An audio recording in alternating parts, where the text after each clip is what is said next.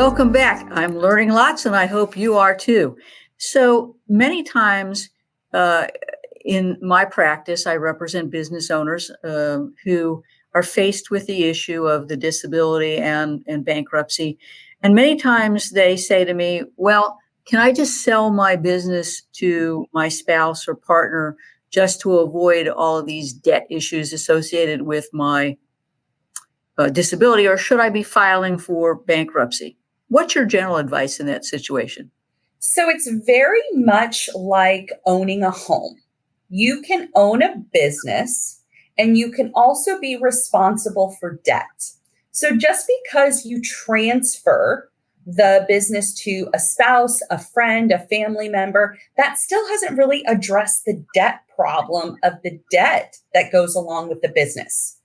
Many business owners often find that they have personally guaranteed many debts of the business, whether that's for merchant fees, for credit card processing systems, or for some of the furniture used in the business or equipment used in the business. So really transferring the asset is kind of like transferring the deed to a house. You don't own the house anymore, but you're still responsible for paying the mortgage. So oftentimes we want to make sure that business owners are doing a twofer. If you're going to sell and transfer the business, make sure that that business debt goes with it, and also that the creditors are part of that. So they know, don't come after me anymore for this debt, but go after the person who's getting the business, which if it's a friend, family member, or spouse, might not really help the overall situation. Might lead to a divorce. Yes. Or family issues. So in a situation where the client is disabled, a business owner, what is your general advice about when to consult a bankruptcy attorney and potentially when to file? It is always better to meet with a bankruptcy attorney sooner rather than later. I have been practicing for 15 years, and most of my clients have said, I wish I had talked to you sooner. I wish I would have consulted with you sooner.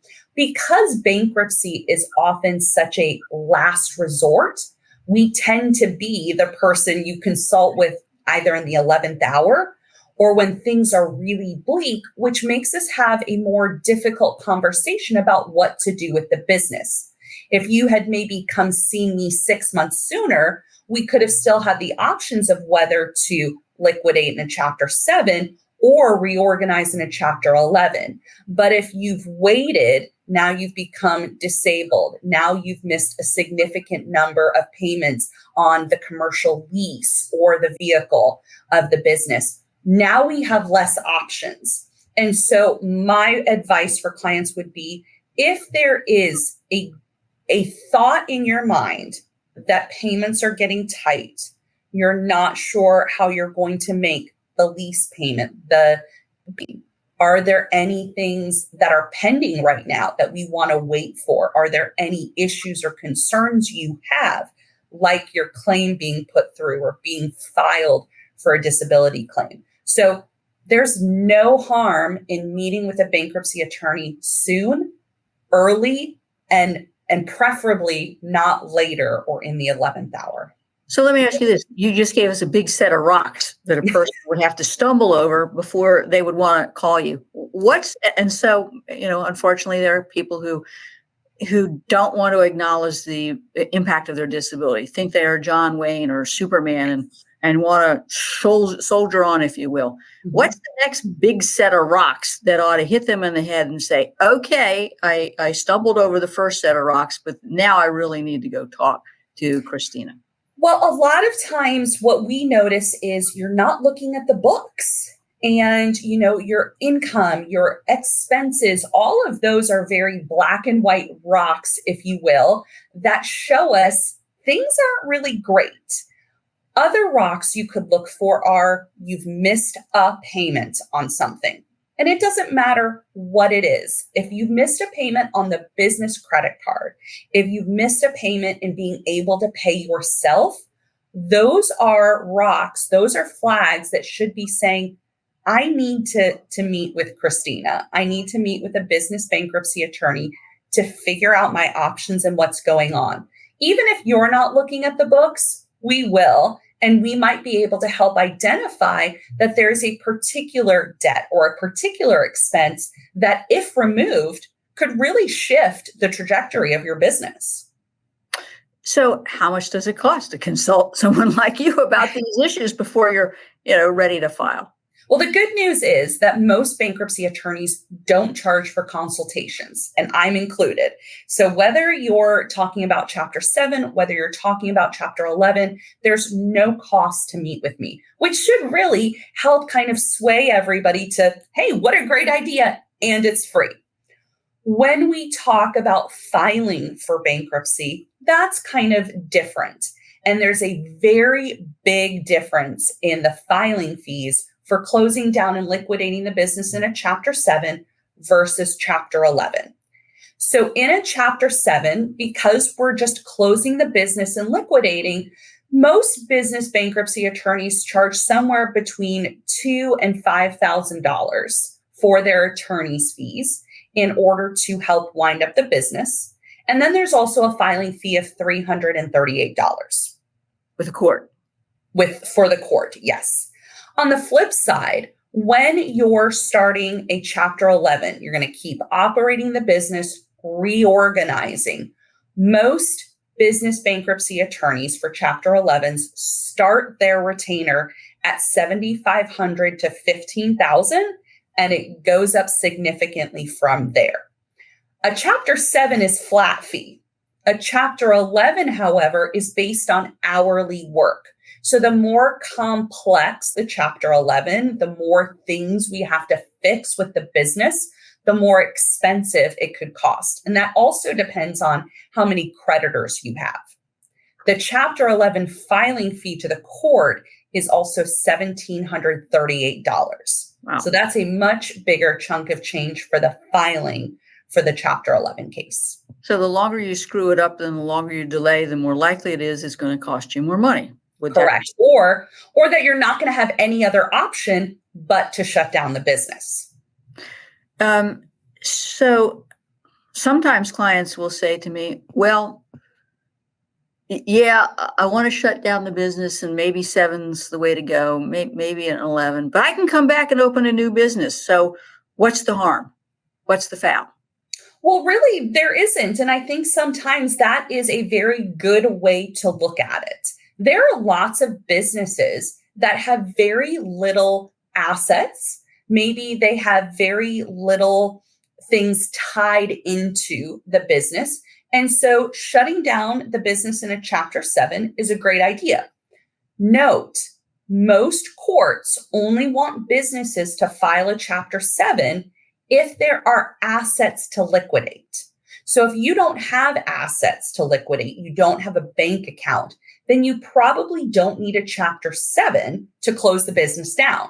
Most of the time, you can just do the business closing procedure with your Secretary of State. And so that could be a way to address it that way, and then start a new business. Really, what a business owner should be looking for is, do I have any personal guarantees on the debts of the business? So if the business shuts down, that takes care of the business's liability for the debts of the business, but it doesn't remove your personal liability for the debts of the business. That's really what a business bankruptcy attorney can help you look into. What's tied to your personal and what isn't. So how long does it take to do a 7 and an 11? So a Chapter 7, from the date I first meet with a client until the date that we file the paperwork, usually takes about 2 months. And then once the business bankruptcy for a Chapter 7 is filed, the business owner only needs to attend a 341 meeting of creditors. Now, the 341 meeting of creditors is called a 341 meeting. It's for the Bankruptcy Code Section 341, which requires the person or entity filing bankruptcy to be asked questions about the assets of the business, the debts of the business, et cetera. And even though it's called a meeting of creditors, most creditors aren't going to show up. Larger creditors like JP Morgan Chase or Capital One, Discover, American Express, they're not going to show up. Oftentimes, the people who do show up are the creditors who are more private creditors. Maybe your commercial landlord, maybe a buddy that loaned you money to start the business. That would be it. After that meeting of creditors is completed, the bankruptcy itself continues so that the court can liquidate it. But there's nothing else for the business owner to do. They just get to sit back, move on, open another business, go get the health care that they need if they are disabled, and then the business continues and wraps up. Usually takes about a year. Wow. Okay. On the Chapter 11 side, the reorganization of the debtor usually takes about, I'd say, 8 to 10 months to get a plan approved by the court. And then most plans continue for 5 years without court supervision.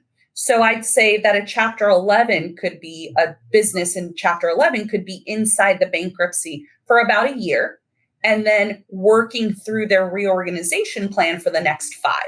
But again, on the outside, you wouldn't notice that a business is in Chapter 11 because they're operating. The lights are on, the employees are working. So you as the attorney are preparing a Chapter 11 plan, submitting it to the trustee for the trustee's approval and the court's endorsement, correct? Correct. There's a little bit extra steps too, where some creditors do get to vote and weigh in on whether the plan meets the criteria under the code, but that's what we're doing. We're creating that bankruptcy reorganization plan with our clients under the law and then getting everybody's thumbs up from the trustee to the creditors to the court. So how do we find a great bankruptcy attorney just like you to help us with these issues? Well, you can certainly contact me at all of my wonderful information. We're located here in St. Petersburg, 727-359-0367. You can find us at feherlaw.com. You can email me at kfeher@feherlaw.com. What I always say is ask your friends, ask your colleagues. The difficult thing is bankruptcy is still a little taboo. So we don't want to tell people that we're looking for a bankruptcy attorney, but you would be surprised at how many of your friends, your neighbors, your colleagues, your uncles, your sisters have had these discussions. And so try to find someone you trust and just know that you need to find a good attorney because you're going to be sharing a lot of financial and sensitive information with them. Well, their accountant certainly could be a source of that information. Very much so. Accountants are very helpful. Excellent. Excellent. Well, I want to thank you for your time. As always, I've enjoyed it. I've learned lots, and I hope our audience has learned lots. If you've liked this episode of Winning Isn't Easy, please like this episode, make some comments, and please subscribe to this podcast. As always, we take a break this time of year, and we are going to be concluding the 2023 season, if you will, and we will be back in mid-January. We look forward to another year worth of great episodes of Winning Isn't Easy, and we hope everyone has a happy holiday. Thanks.